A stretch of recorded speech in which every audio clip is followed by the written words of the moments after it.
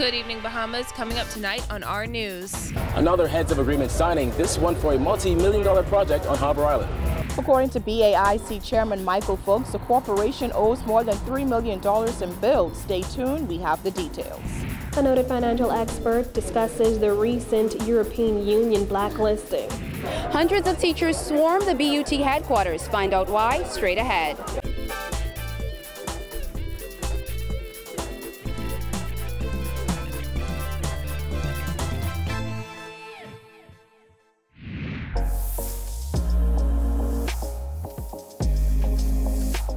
Our news is brought to you by Alive. Welcome to our news and thanks for joining us. I'm Christina Dragovich. Topping news tonight, Prime Minister Dr. Hubert Minnis still remaining tight-lipped on the Oban Energies deal, with the many questions surrounding the project and the questionable heads of agreement signing. This as he signs yet another HOA, this one for a $45 million project on Harbor Island. Kyle Joaquin tells us more. Another heads of agreement signing. This time the Prime Minister said he actually stayed up late last night and went through it line by line to ensure everything was right. Let me state categorically, this is no ceremony. This is the real thing. Minnis says the confusion surrounding government's heads of agreement with Oban Energies shouldn't happen with this signing, as he went through this one with a fine-tooth comb himself. Unlike the controversial Oban deal, which was signed before an environmental impact assessment has been completed, Minnis says this project already has its EIA, as well as approval from the necessary ministries. Yes, this project has been completed in its totally. I spent the entire last night making sure I went over every line myself. And that was all he would say regarding the Oban deal fiasco, despite repeated questions from reporters.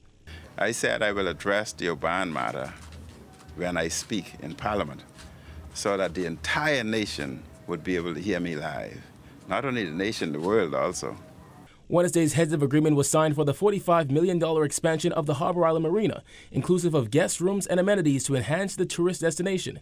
The marina property will be redesigned into a world-class, state-of-the-art luxury mega yacht-based resort community with a wide array of amenities consisting of a marina, clubhouse, restaurants, a retail and a resort residential community to include single and two-story townhomes with a total of 28 guest rooms, 10 villas, and a swimming pool. Minnis said 150 people will be employed during construction, and upon completion in 2.5 years, there will be 72 permanent jobs. It is unclear what concessions are being granted to the company.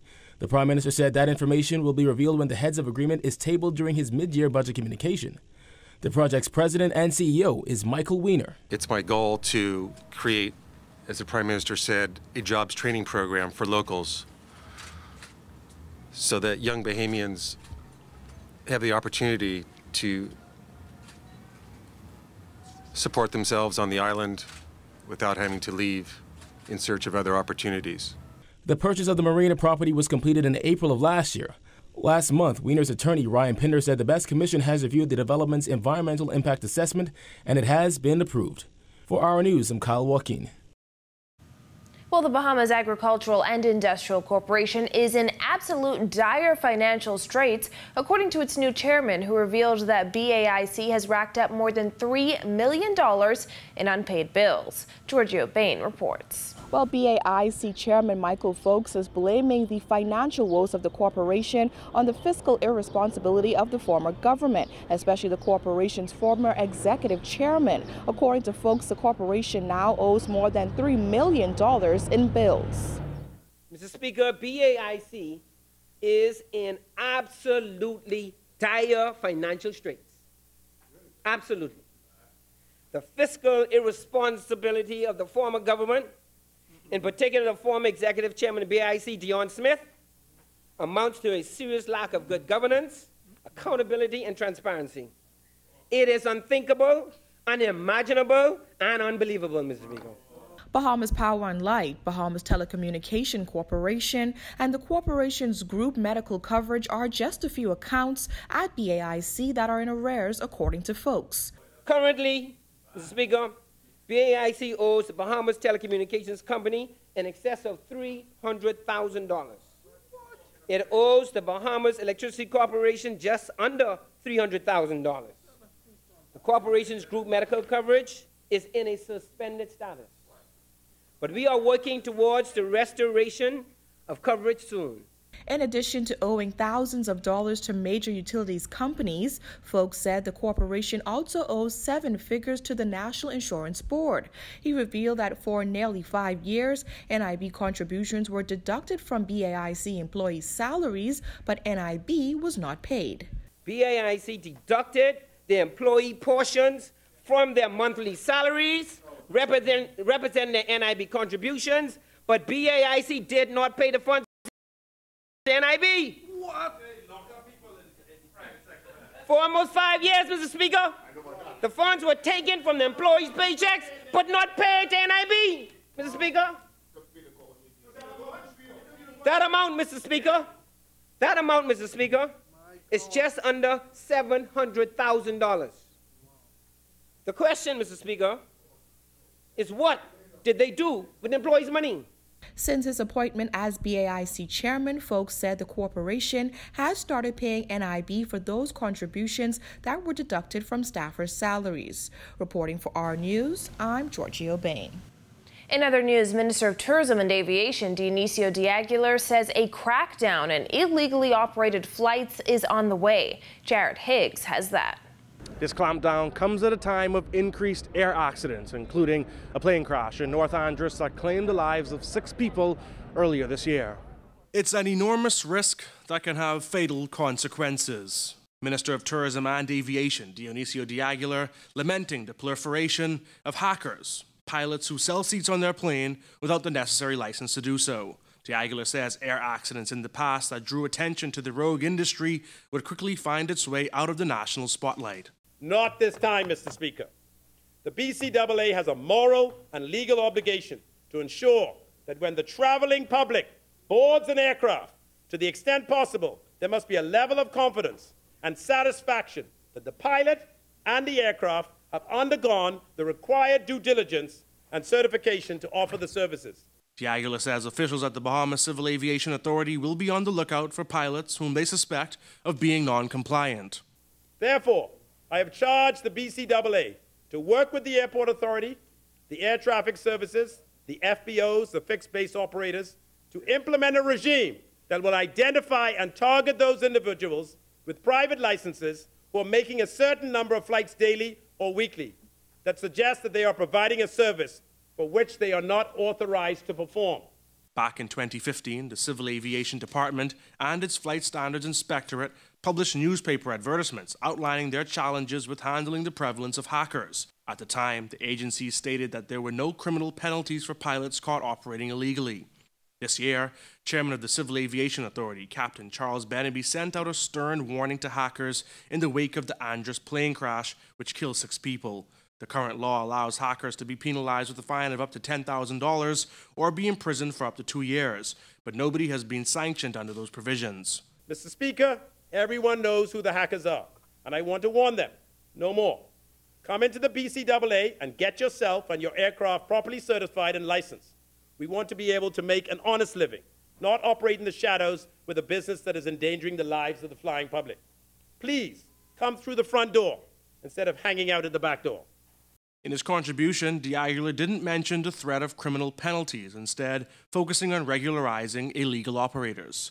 With a strong consensus among hackers that regulations are both too restrictive and expensive, it remains to be seen if changes will actually come to fruition this time around. Reporting for our News, I'm Jared Higgs. Well, as the government works to secure an early EU delisting for the Bahamas, Chairman of the Bahamas Trade Commission, Raymond Winder, says he was not surprised by the EU's decision to list the Bahamas as a non-tax compliant jurisdiction. He accused successive governments of dragging their feet on key agreements that could have prevented this situation. Jasmine Brown reports. Winder was candid in his comments as he addressed members of the Bahamas Chamber of Commerce, insisting both matters are linked. By not being a member of WTO, every time they move the goalpost, we have to move, whether we like it or not. There's no one to complain to.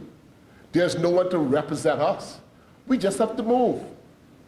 And if there's ever a telling example of why not being a member of WTO is so important, what's happening to our country should be an important factor for you to consider. Winder, who is also the managing partner of Deloitte & Touche Bahamas, was speaking at the Bahamas Chamber of Commerce and Employers Confederation WTO Power Breakfast at the British Colonial Hilton this morning. He said the fact is, not being a part of key international trade agreements leaves the Bahamas open to being abused. And what's worse, he says, the country cannot put up a viable defense against being blacklisted. As long as we're not a member of WTO, those around us will push us around the way they want it to. We will be continually blacklisted and not be in a position to make our case to any court as to why what they are asking us to do is not right. They're asking us to do too much. They're not asking the same thing of country A and country B. Well, but when it comes to the Bahamas, they don't have no defense. They do what we want them to do. The Free National Movement started the WTO process in 2001 under the then Prime Minister Hubert Ingraham. The process has continued for nearly 18 years. Since coming to office, the Minnis administration has approved an aggressive push for the Bahamas to become a full World Trade Organization member by 2019. But Winder says the recent blacklisting is proof that the process is taking too long. Now we all know to get there are going to be some concerns and some challenges and some issues. But we've got to get off the street where for the last 15 years, the government have just been not aggressive enough, and the private sector, who will benefit the most from this, have also been lackadaisical in terms of driving this process. Reporting for Our News, I'm Jasmine Brown. Still to come on Our News, what prompted public school teachers to rally at BUT headquarters this morning? That and more when Our News returns.